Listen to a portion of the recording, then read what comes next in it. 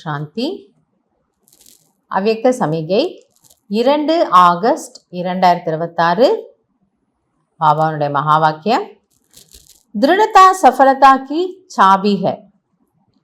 सफलता आप बच्चों का जन्म सिद्ध अधिकार है, इसलिए दृढ़ता को यूज करो.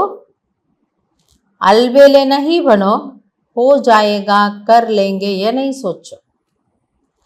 பாபா சொல்லி கொடுக்கிறாரு, திடத்தன்மை என்பது வெற்றிக்கான சாவி ஆகும். திடமான சங்கல்பம் எங்க இருக்கோ அங்க கண்டிப்பாக வெற்றி கிடைக்கிறது. அது மட்டும் அல்லாமல் நீங்க என்னுடைய குழந்தையாக இருக்கக்கூடிய காரணத்தினால் வெற்றி என்பது குழந்தைகளுடைய பிறப்புரிமையாகும். அதனால் திட சங்கல்பம் வைத்தீர்கள் என்றால் கண்டிப்பாக வெற்றி கிடைக்கும். இதுல நீங்க கொஞ்சம் கேர்லெஸ்ஸா அலட்சியமாகாதீங்க. அப்ப நம்ம என்ன சொல்லுவோமா, பண்ணிடுவோம் பாபா, பார்த்துக்கலாம் பாபா. அதுலேயே ஒரு தொய்வு இருக்கு இல்லையா, அந்த எண்ணத்திலேயே செய்து விடலாம், எப்போ செய்ய போறோம் தெரியாது. அதனால பாபாவே சொல்றாரு, இப்படி யோசிக்காதீங்க, பார்த்துக்கலாம் நடந்துரும், அப்படி இல்லை, செய்து ஆக வேண்டும். दृढ़ संकल्प से मन के व्यर्थ संकल्पों को समाप्त कर विजयी बनो. எனவே திடமான எண்ணத்தின் மூலம் மனதின் வீணானவற்றை முடித்து வெற்றியாளர் ஆகுங்கள்.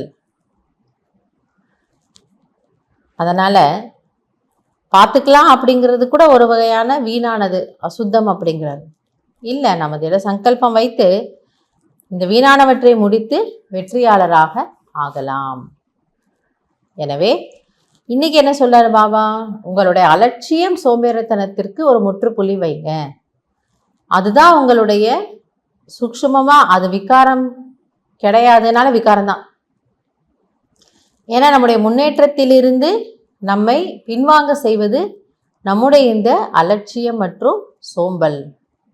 அதனால பாபா புரிய வைக்கிறார், குழந்தைகளை இதிலிருந்து நீங்கள் விடுபடுங்கள்.